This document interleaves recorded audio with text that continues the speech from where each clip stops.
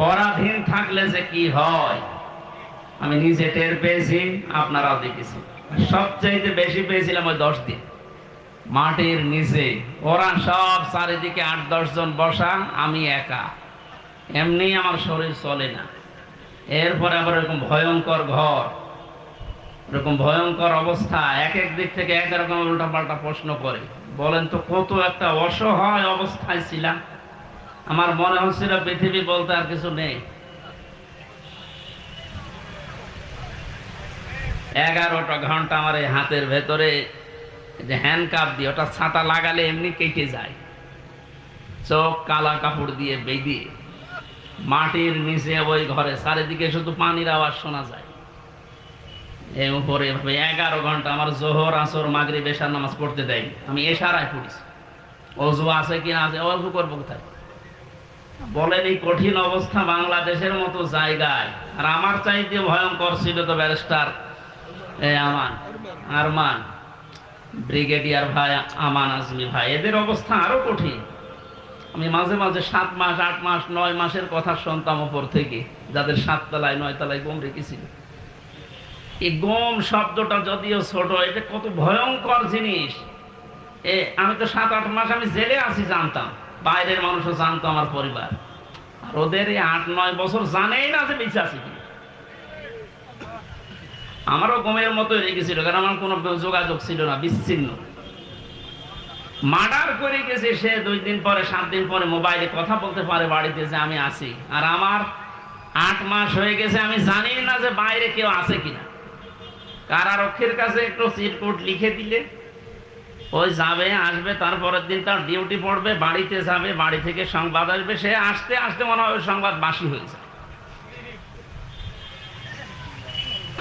রিমান্ডে 10 দিন ছিলাম, আপনারা জানেন। 3টা বছর আমি যাই না ঘরের নাম শোনেন, ওই রকম জায়গায় ছিলাম। আমি আল্লাহর জন্য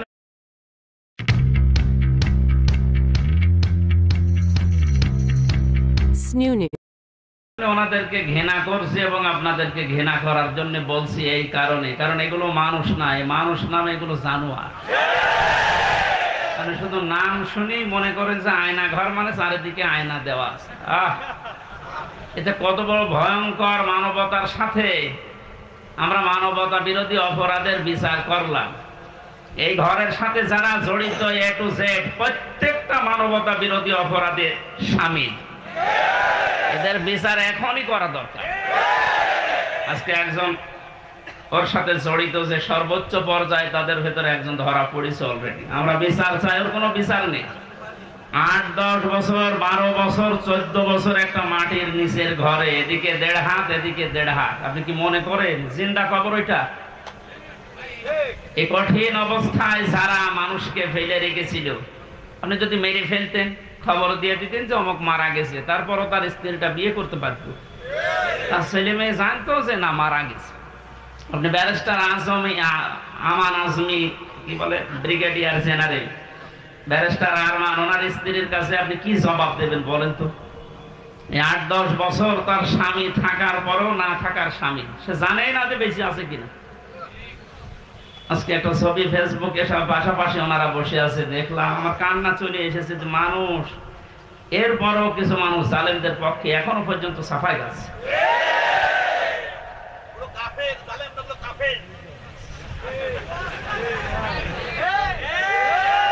ঠিক আছে ভাইয়া,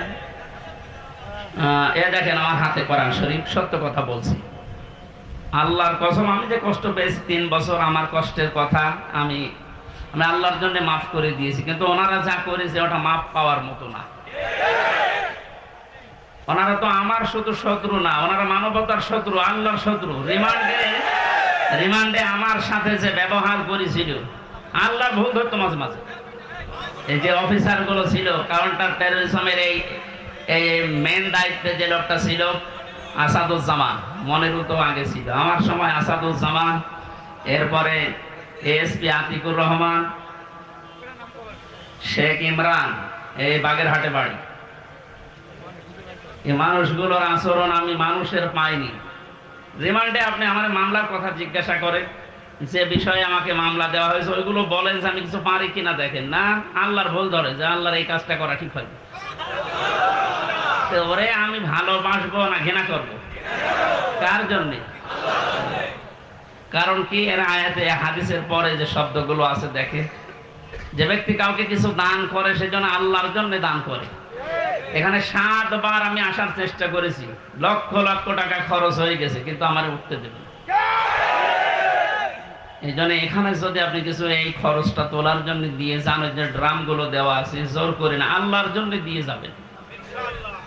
কাউকে যদি কিছু না দেন যে আমি দেব না, তাও যেন আল্লাহর জন্য হয়। এই 4টা কথা যদিও সহজ, এতে কত কঠিন মানা, এখন সে বাস্তবতা চলে এসেছে।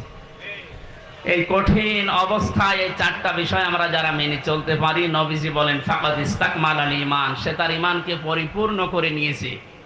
এই হাদিসটা আমাদের জীবনে আমল করার তৌফিক আল্লাহ যেন দান করেন, আমিন।